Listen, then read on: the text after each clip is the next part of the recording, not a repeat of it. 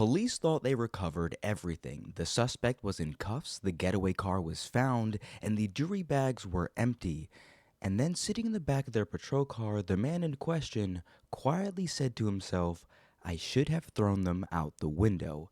That's when officers realized the diamonds were not missing. They were actually inside of him. For the next 12 days, police would have to wait for nearly $770,000 worth of Tiffany diamonds to come back out.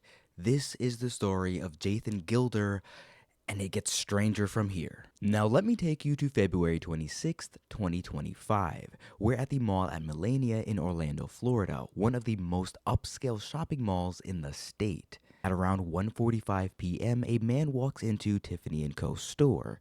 He's wearing a red polo, ripped jeans, and a red hat. His nose is wrapped in white gauze. One arm is bandaged like it's recovering from some sort of injury. He then introduces himself using the name Sean. He also tells staff that he's here on behalf of a Orlando Magic player, the famous basketball team, who wants to buy high-end jewelry but doesn't want to come in personally. Now that alone doesn't exactly raise any sort of red flags. Luxury stores deal with representatives all the time. So, staff escorted him into the VIP room, a private space reserved for their, more exclusive pieces.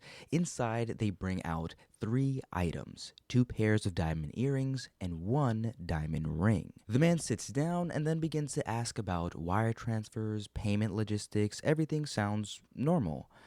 Until it isn't. Then, without warning, he stands up and in one fast motion, he grabs everything on the counter. He rushes for the sliding glass doors, but they don't exactly open right away. So an associate was able to lunge forward and stop him. The two struggle, arms twisting, jewelry sliding. During the chaos, the associate was able to actually knock out the diamond ring out of the man's hand. That ring alone was worth hundreds of thousands of dollars. But this was far from over. The thief still had both pairs of diamond earrings. He was actually able to force open the doors just enough so he can slip through and take off running. Now, security cameras were able to capture him running into the parking lot and jumping right into a blue Mitsubishi Outlander and speeding off. Now, at that time of him running away, they calculated the total that he actually stole. He roughly got away with $770,000 in just those 2 pairs of diamond earrings. Now, Orlando police arrived at 2 p.m. They were able to review the surveillance footage and they were actually able to get a clear look at the suspect's license plate. They traced it all the way back to an Enterprise location down in Houston, Texas. And with that information, police was able to put out an alert saying that an armed robbery suspect was likely heading back to Texas on Interstate 10. Now, believe it or not, here is where the story actually takes a turn. Just 5 hours later at 7:55 p.m. in Washington County, Florida, about 340 miles northwest of Orlando, a Florida Highway Patrol trooper spotted a blue Mitsubishi, pulls it over just for a simple traffic violation, no rear lights, but the driver, you guessed it, our suspect. As the trooper approaches, he notices something a bit strange. The man has something in his mouth and he refuses to spit it out. Despite 3 officers physically trying to stop him, he swallows it hard. Now, at first, the officers just think it's drugs, but once he's cuffed and sitting in the back of the patrol car, the trooper then hears him mumble to himself, "I should have thrown them out the window." Now, at this point, officers haven't put all the pieces together, so they simply took him back to Washington County Jail and searched his car. Now, inside his car, they found the red shirt and the jeans from the robbery. They also found fake gauze nose covering, a fake arm bandage, and to top it all off, the suspect had almost no injuries at all.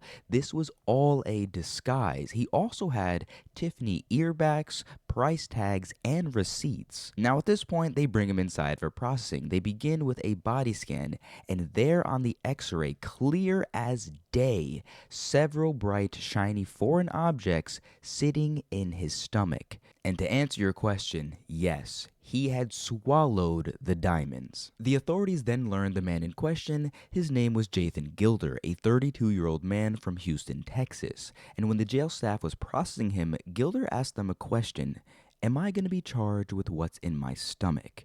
Making it a bit too easy for the officers. Now, here's where authorities ran into a big problem. So, they couldn't just cut Jaythan open to retrieve the stolen property. That's not exactly how the law works. So, they had to wait. They had to wait for nature to take its course. So, Jaythan Gilder was transferred from jail to a hospital, and detectives began what they call the waiting game. Now, days at this point have passed, and on day 3, Gilder passed 2 earrings. But when police examined them, they realized these earrings are not from the Tiffany robbery. They're much cheaper, virtually untraceable.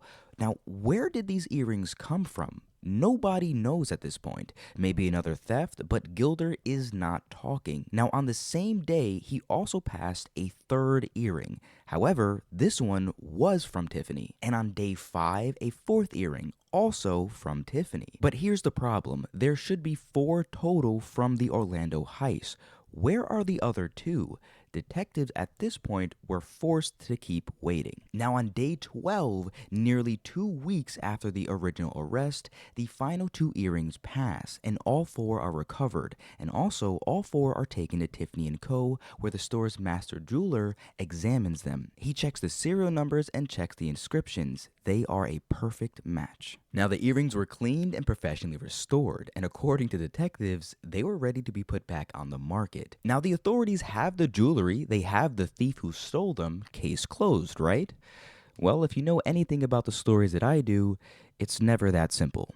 There's more. So this wasn't exactly Jaythan's first rodeo. In fact, swallowing evidence was kind of his signature move. Back in February 2022 in Texas, in another Tiffany Co store, Gilder steals 2 rings, leaving behind fingerprints and 1 single beard hair. However, 4 months later, DNA confirmed it was him. Now, before they were able to arrest him, he allegedly tries robbing another jewelry store in Colorado Springs. But in this instance, the store owner was actually able to shoot Jaythan. While recovering in the hospital, he learned that police will seize some earrings he had as evidence. So what does he do? He eats them. 3 hospital scans later, nothing found. The earrings are never recovered. Now, as of right now, Jaythan Gilder is being held without bond in Orange County Jail, charged with first-degree grand theft and robbery with a mask. Yes, the fake bandages counted as a disguise under federal law. Now, he's facing serious time, and given his record, parole seems very unlikely. So that is it for Jaythan Gilder. I genuinely have no words for this case. It's actually unbelievable. Now, of course, as always, I'll put my sources down in the comments so you can read more about him. Maybe his other crimes are just as insane. Let me know also what stories you guys want me to cover. I'm sure there are more insane ones out there that not even I know about, so let me know.